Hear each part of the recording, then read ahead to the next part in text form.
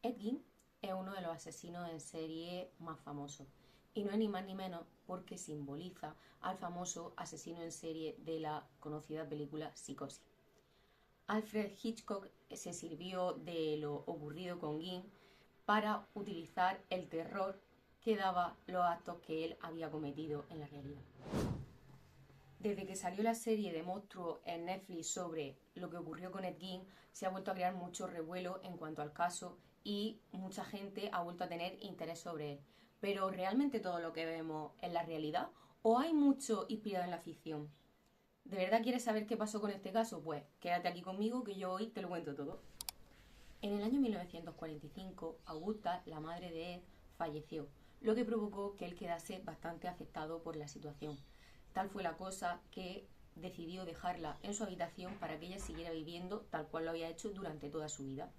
Esto no fue lo único que le ocurrió a Ed, evidentemente. En el año 1940 ya había fallecido su padre y en el 1944 había fallecido su hermano, todo en un corto espacio de tiempo. Esto provocó que a la corta edad de 39 años él quedara solo en el mundo. Desde la muerte de Augusta hasta que detuvieron a Ed habían pasado 12 años.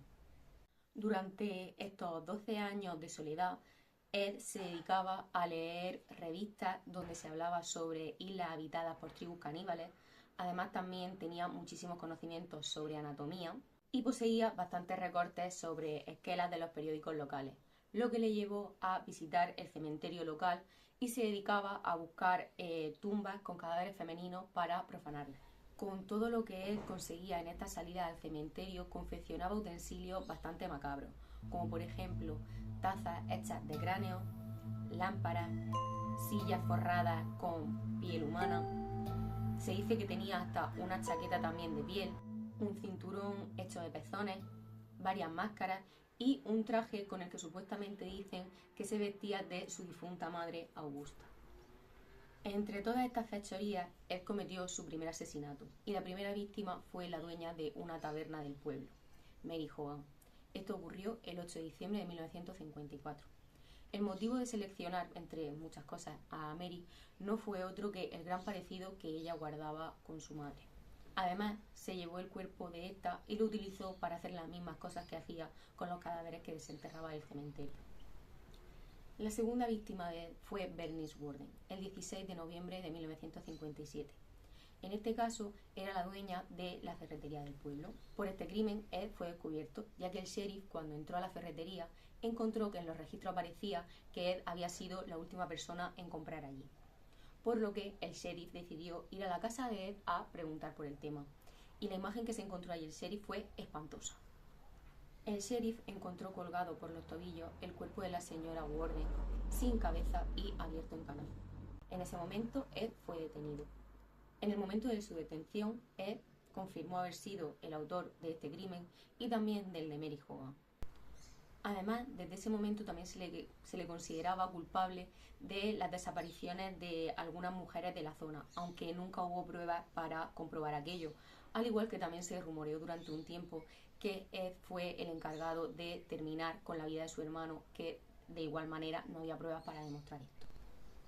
Ed confirmó que nunca había mantenido sexo con los cadáveres, pero igualmente por todos los actos cometidos con los cadáveres y también por el travestismo, fue considerado como una persona que no se podía juzgar de forma normal porque era un enfermo mental. En resumen, lo que podríamos destacar sería que Ed Gein fue arrestado en noviembre del 57 por el homicidio de Bernice Worden y posteriormente fue implicado en el homicidio de Mary Hogan. En su casa se hallaron bastantes restos humanos y objetos hechos con esto. Inicialmente fue declarado incompetente para ser juzgado y recluido en un hospital psiquiátrico para criminales. Se le juzgó por el asesinato de Worden, pero fue declarado inimputable y enviado de por vida al hospital psiquiátrico, el de Mendota Mental Health Institute. Allí Gein pasó el resto de su vida, hasta que falleció en 1982. Así que desde el punto de vista legal o forense, su caso ha sido tratado como un caso de locura más que como un caso de homicidio.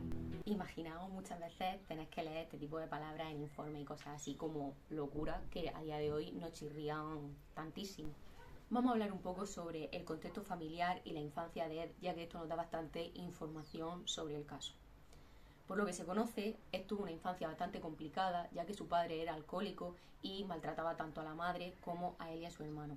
Esto provocó que también de alguna manera su madre pagase un poco la frustración que sentía y el odio que sentía hacia su padre, tanto con Ed como con su hermano. El único contacto que Ed tenía más o menos con la realidad era en el colegio, pero cada vez que intentaba establecer alguna relación de amistad, su madre hacía todo lo posible para que ésta no llegase mucho más lejos. Y así se fue forjando un poco ese carácter o esa conducta asocial que Ed Gein presentaba. Para Augusta, que era una ferviente religiosa, los hombres eran considerados como pecadores y no tenían que tener contacto con ninguna persona, haciéndoles ver también que de alguna manera todo lo relacionado con el sexo y con las mujeres era algo totalmente negativo.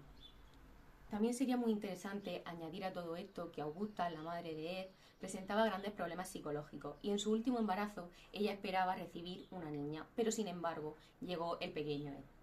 La llegada de Ed hizo que desde ese momento Augusta vistiera a Ed como una niña y lo tratase como tal. Todas estas cuestiones hicieron que se fuese forjando la personalidad de Ed y que fuera una persona bastante asocial y muy sobreprotegida por su madre. ¿Qué nos decían los informes médicos psicológicos sobre Ed Gein? Pues bien, él fue catalogado como enfermo de esquizofrenia y también como psicópata sexual. Y esto era debido a todo lo que había ocurrido con su madre a lo largo de su infancia, lo que hizo que tuviera una relación de amor-odio hacia las mujeres en general. En definitiva, vemos que los informes del momento establecían como diagnóstico la esquizofrenia, incluso la esquizofrenia paranoide, pero esto ha dado lugar a varios debates con el tiempo. Algunos expertos opinan que el diagnóstico de esquizofrenia tenía que ver más con criterios antiguos o algo más amplio, por lo que surgió el debate. Por ejemplo, profesionales como el profesor Polly Mullen decía que alucinaciones como la voz de la madre, como las que presentaba él, tendrían más que ver a lo mejor con algo más propio del duelo que con síntomas psicóticos como tal. Además, comentaban que el travestirse o el ponerse trajes para simular ser su madre podría tener también algo que ver más que con la esquizofrenia, con síntomas disociativos. Algunas otras cuestiones que dicen algunos expertos en cuanto al diagnóstico podrían estar relacionadas también con rasgos de rituales, un trastorno de la identidad disociativo, conductas parafílicas relacionadas con la necrofilia, a pesar de que Ed confirmó en varias ocasiones que no había mantenido relaciones con los cadáveres, o, lo más posible, un trauma temprano debido a todo lo ocurrido en la relación que tenía tanto con su madre como con su padre, algo relacionado con el apego. Es cierto que es muy morboso hablar sobre casos conocidos y sobre conocidos crímenes, asesinos en serie y demás, pero también es cierto que como profesionales tenemos que tener en cuenta nuestra ética profesional y los límites que encontramos al respecto. Una de las cosas que hay que tener claro en el caso de Ed Gein es que no existen documentos oficiales como tal, o que al menos no están públicos, sobre un diagnóstico concreto sobre Ed Gein. Sí que hay información sobre los médicos y cosas así, pero encontramos simplemente la etiqueta de esquizofrenia, no hay ningún informe como tal que explique mucho más allá.